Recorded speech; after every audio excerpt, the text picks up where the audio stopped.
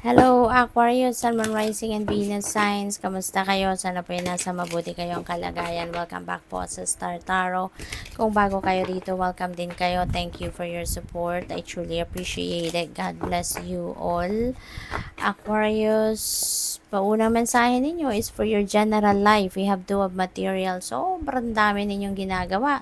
Sobrang dami ninyong inaasikaso. You've been multitasking a lot, no? Aquarius, parang ano kayo, you're serving too many masters at a time.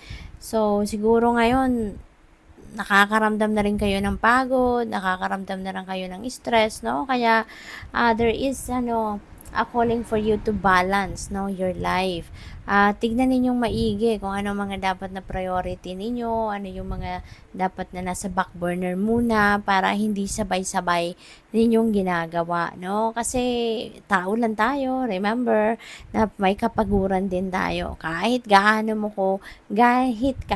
mo ka-enjoy sa ginagawa mo, kahit ano mo ka-love ang ginagawa mo. Tao lang din tayo at the end of the day, when we are doing too much, mapapagod din tayo. Kaya kailangan din na isama ninyo sa priorities ninyo yung pagsa-self-care. Importante yon para kahit marami kayong ginagawa, marami kayong inaatupag talaga, when you are on top of your health, no, walang problema, you will be on top of your game.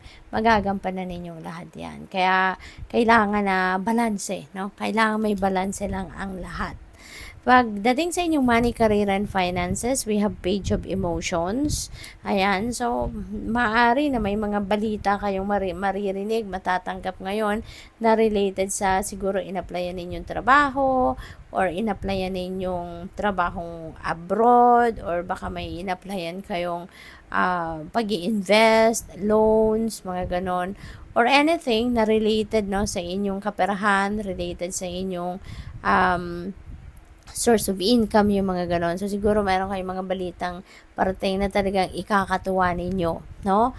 Maaaring merong mga opportunities dito na dadating na talaga namang ikakasaya ninyo ito.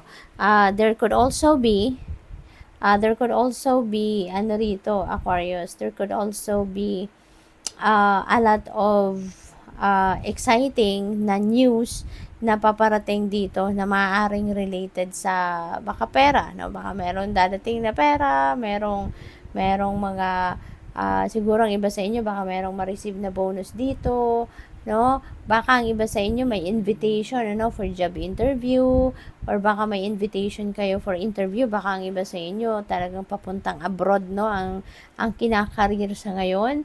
Kaya may napipick up din ako na baka ang iba sa inyo for interview na din ng employer, yung mga ganon, no? Pagdating sa inyong relationships, we have 5 of emotions. Ayan. So, meron pang hihinayang, no? May panghihinayang kayo, may mga regrets ang iba sa inyo rito, Aquarius, and may maaari na yan ay related sa inyong relationships, no?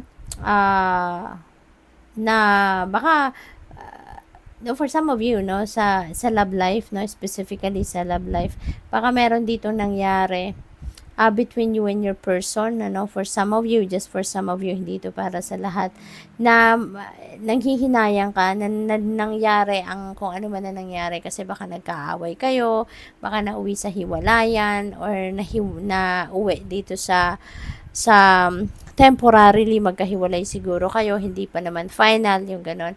At maaaring meron kang mga pinanghihinayangang hindi mo nagawa, no? Or baka meron kang mga pinagsisisihan na bakit mo ginawa yon, no?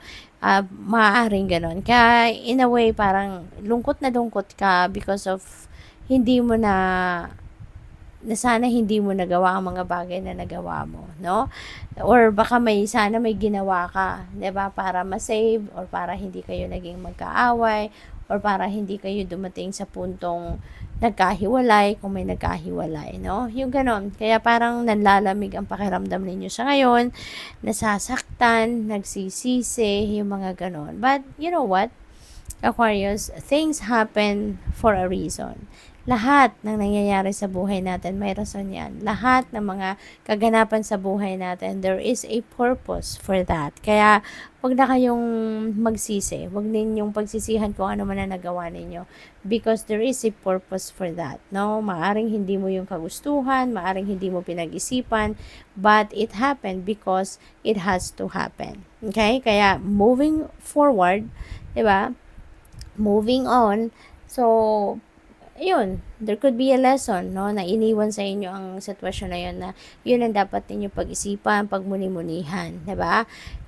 Kasi depende sa inyong sitwasyon yan sa ngayon. Kaya kailangan na laging maging aware sa mga sasabihin, sa mga gagawin, pagdiskartehan before na magsalita, pag-isipan muna ang dapat sabihin, 'di ba? Yung mga ganon para hindi na mangyari or dapat na maiwasan na no na mangyari ang kung ano man ang sa tingin ninyo shortcomings ninyo na nagawa ninyo in the past or yung mga kung ano man ang mga pinagsisihan ninyo in the past, ma-improve na ninyo yon, no? Moving forward. Okay? So, tingnan natin kung ano ang mga final messages ninyo or final message ninyo for today. We have 26 hostilities. Ayan. So, mag-iingat din kayo, no, sa mga, siguro sa trabaho ito, feeling ko sa trabaho ito. Ingat kayo sa mga pakikipag-deal ninyo with the people around you, lalo na sa trabaho. Kasi maraming parang, siguro dito nagpe-pretend na maayos kausap, nagpe-pretend na mabait, nagpe-pretend na very supportive of you, pero yung pala may hidden agenda ang mga taong ito. Or yung pala sa likod mo, sinisiraan ka, baka ginagamit nila yung mga nakukuha nilang impormasyon sa'yo, ginagamit nila yun against you. Kaya mag-iingat kayo with what you share with them. Mag-iingat kayo and aware kayo sa mga sinasabi ninyo sa kanila, no? Sa mga impormasyon na sinishare ninyo para, alam mo yun, para makapag-ingat kayo na hindi kayo madrag sa kanilang kadramahan, no? So, good luck sa'yo. Thank you for watching. Love and light. Namaste.